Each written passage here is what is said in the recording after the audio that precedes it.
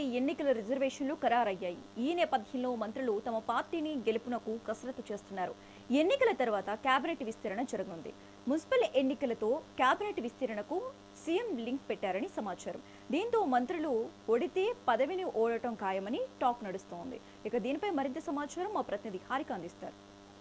Corporation అలాగే మున్సిపల్కి ఇటు notification ఖరారైనట్టే ఒక పక్క చూసుకోవాలి. ఎందుకంటే ఇప్పటికీ ఒక రిజర్వేషన్ అయితే ఖరారు చేశారు టీకే శ్రీదేవి.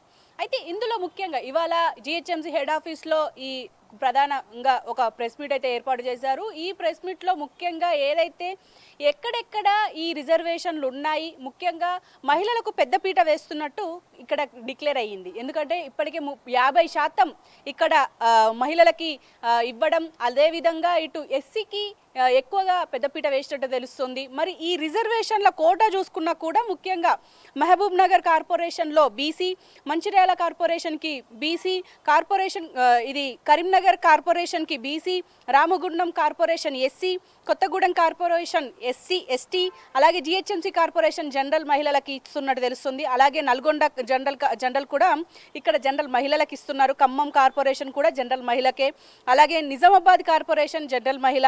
ఇలా మున్సిపాలిటీల్లో దాదాపు బీసీలకు 38, ఎస్సీలకు 17, ఎస్టీలకు 5, అలాగే జనరల్కు 61 ఏర్పాటు చేశారు. అయితే ఇందులో ముఖ్యంగా అయితే ఇటు ఒక పక్క రిజర్వేషన్ అయితే ఖరారయ్యింది, ఇంకో పక్క చూసుకుంటే ఇటు పార్టీలు కూడా సన్నద్ధమవుతున్నట్టే మనం చాలా క్లియర్గా మాట్లాడుకోవాల్సిన పరిస్థితి ఉంది. ఇందులో 3 అంశాలు ఉన్నాయి. ఒకటి, ఏదైతే ఇప్పుడు కాంగ్రెస్ ఏం చేయబోతోంది, ఎందుకంటే ప్రభుత్వంలో ఉంది, ఆల్రెడీ సర్పంచ్ ఎన్నికల్లో ఆధిపత్యం చెలాయించింది, పైచేయి సాధించింది. అదేవిధంగా ఇప్పుడు రాబోయే ఈ కార్పొరేషన్ కావచ్చు, మున్సిపల్ ఎన్నికలు కావచ్చు, దీంట్లో ఏ విధంగా ఉండబోతోంది, దీనికి సీఎం రేవంత్ రెడ్డి ఎలాంటి ప్లాన్ చేస్తున్నారు, అదేవిధంగా ఇటు ప్రతిపక్షాలకు సంబంధించి కూడా మాట్లాడుకోవాలి. ఎందుకు అనంటే ఇటు ఒక పక్క బీఆర్ఎస్ చూస్తుంటే ఒక పక్క ఎప్పటికప్పుడు వ్యతిరేకత, అలాగే తీసుకున్న నిర్ణయాల మీద కూడా వ్యతిరేకత చూపిస్తూనే ముందుకెళ్తుంది. అదేవిధంగా ఈ రోజు కూడా మనం సికింద్రాబాద్కి సంబంధించి అది కార్పొరేషన్లో కలపాలి, అదేవిధంగా మెర్జ్ చెయ్యొద్దు ఇటు మల్కాజ్గిరిలో అని చెప్పేసి కూడా ఒక పక్క వాదనలు వినిపిస్తూ వస్తుంది. దాని అంటే చారిత్రాత్మక సికింద్రాబాద్ని ఇటు ముక్కలు చేయబోతుంది కాంగ్రెస్ అని చెప్తూ ఒక వాదనతో ఈరోజు ముందుకెళ్ళింది. నిరసన కార్యక్రమం కూడా చేపట్టింది. కానీ ఒక పక్క ఇటు పోలీసులు రాత్రి పర్మిషన్ ఇచ్చినట్టే ఇచ్చి క్యాన్సిల్ చేయడంతో ఇవాళ ఒక పెద్ద హైడ్రామానే జరిగింది. అంటే ఇలాంటి ఒక పక్క పొలిటికల్ హైడ్రామాలు మాత్రం కొనసాగుతూనే ఉన్నాయి. అయితే ఇప్పుడు ఒక పక్క దీనికి సంబంధించిన రిజర్వేషన్ ఖరారవ్వడం, అదేవిధంగా ఇటు ఫిబ్రవరి 1st వీక్లోనే ఈ ఎలక్షన్ ఉండబోతోంది, అదేవిధంగా 2nd వీక్ లోపల ఈ పూర్తిగా దీనికి సంబంధించి ఫలితాలు రాబోతున్నాయి. మరి ఇటు బీజేపీ బీఆర్ఎస్ ఏం చేయబోతుంది, ఇటు కాంగ్రెస్ ఏం చేయబోతోంది అనేది మాత్రం ప్రధానంగా చర్చలు కొనసాగుతూనే ఉన్నాయి ఎప్పుడైతే ఈ రిజర్వేషన్ ఖరారయ్యింది. అయితే ఇందులో ముఖ్యంగా మాట్లాడుకోవాల్సింది ఏంటంటే సీఎం రేవంత్ రెడ్డి కొంతమంది మంత్రుల పదవులు తీసేస్తారు అని చెప్పేసి కూడా, అదేవిధంగా అధిష్టానానికి కూడా దీనికి సంబంధించి మాట్లాడారు అని చెప్పేసి కూడా చెప్తున్నారు నిపుణులు. అయితే దీంట్లో ఏం జరగబోతుంది అంటే రేపు జరగబోయే కేబినెట్ మీటింగ్ అంటే చరిత్రలో ఎప్పుడు జరగనట్టుగా ఇక్కడ ఏదైతే మేడారంలో ఈ కేబినెట్ మీటింగ్ జరగబోతోంది. మరి ఈ కేబినెట్ మీటింగ్లో దిశానిర్దేశాలు చేయబోతున్నారు మున్సిపల్ కార్పొరేషన్కి సంబంధించిన ఎన్నికలకు సంబంధించి. దీనికి సంబంధించి అదేవిధంగా ఏ జిల్లాల్లో ఇటు ఆ మంత్రులకు అప్పజెప్తూనే పూర్తి బాధ్యతలు కూడా ఆ మంత్రుల మీదనే వేస్తున్నారు అని చెప్తున్నారు.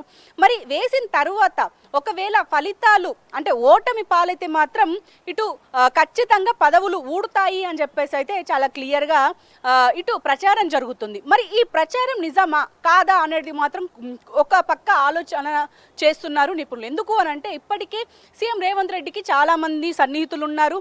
అందులో ముఖ్యంగా పదవుల్లో ఉన్న వాళ్ళు కూడా అంటే పదవులు ఆశిస్తున్న వాళ్ళు, ఆశావాహులు కూడా ఆయన చుట్టే ఉన్నారు అని చెప్తున్నారు.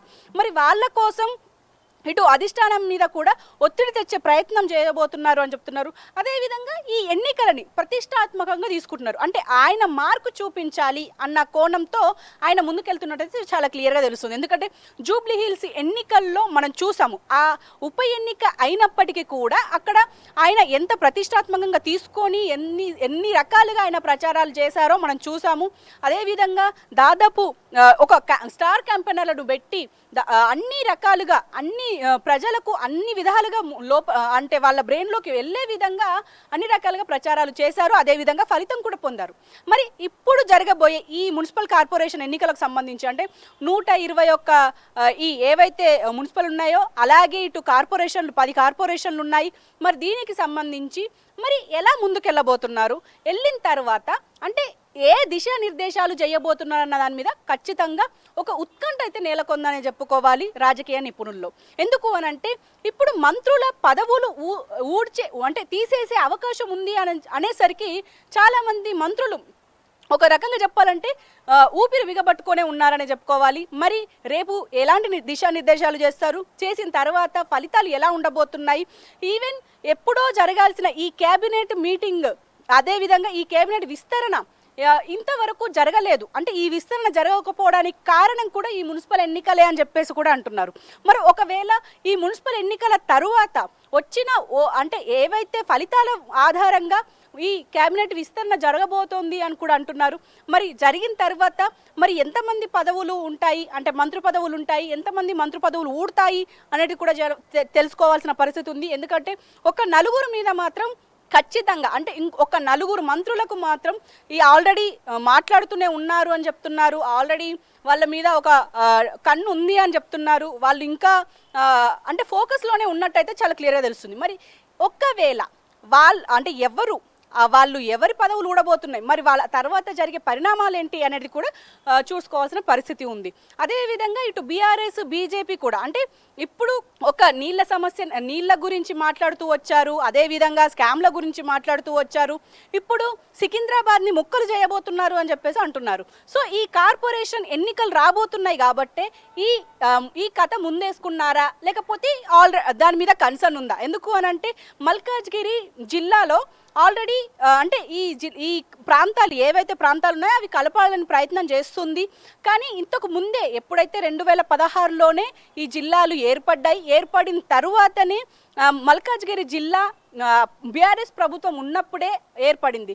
మరి అప్పుడు లేని సోయి ఇప్పుడు ఎందుకు వచ్చింది, ఇప్పుడు ఎందుకు దీని మీద ఎందుకు అంత కన్సర్న్ చూపిస్తుంది బీఆర్ఎస్ అని చెప్పేసి కూడా ఇటు కాంగ్రెస్ మంత్రులు మాట్లాడుతున్నారు. ఏదేమైనప్పటికీ అంటే బీఆర్ఎస్ మాత్రం ఒక ఖచ్చితమైన దిశానిర్దేశంతోనే ముందుకెళ్తున్నట్టయితే చాలా క్లియర్గా తెలుస్తుంది. అంటే ప్రజల్లోకి అంటే ఆల్రెడీ ఇప్పటికే మనం మాట్లాడుకుంటున్నట్టుగా ఆల్రెడీ అంటే ఇటు ఏదైతే రూరల్ ఏరియాస్లో బీఆర్ఎస్కి పట్టుంది, అది 2023 శాసనసభ ఎన్నికల్లో కూడా తేలిపోయింది. అయినప్పటికీ కూడా ఈ పట్టు ఇంకొంచెం గట్టిగా పట్టే విధంగానే ముందుకెళ్ళబోతోంది అని అయితే తెలుస్తుంది. ఎందుకు అని అంటే ఇప్పటికే మనం చూస్తూనే ఉన్నాం. అంటే ఆ ఎన్నికల్లో బీఆర్ఎస్ని నమ్మలేరు, మరి నెక్స్ట్ వచ్చే ఎన్నికల్లో ఖచ్చితంగా నమ్ముతారు. ఎందుకు అని అంటే ఈ ఏవైతే కాంగ్రెస్ ఇచ్చిన 420 పథకాలు ఉన్నాయో, ఆ 6 గ్యారంటీలు ఉన్నాయో, ఇవన్నింటి మీద అంటే ఎలా ఫెయిల్ అయ్యింది, ఎంతవరకు ఫెయిల్ అయ్యింది, ఎంతవరకు సక్సెస్ అయ్యింది అనే దాని మీద అంటే సక్సెస్ కంటే ఫెయిల్ అయిన వాటి మీదనే ముందుకెళ్లే ప్రయత్నంగా ఇటు బీఆర్ఎస్ ఒక దిశానిర్దేశంతో ముందుకెళ్తుంది.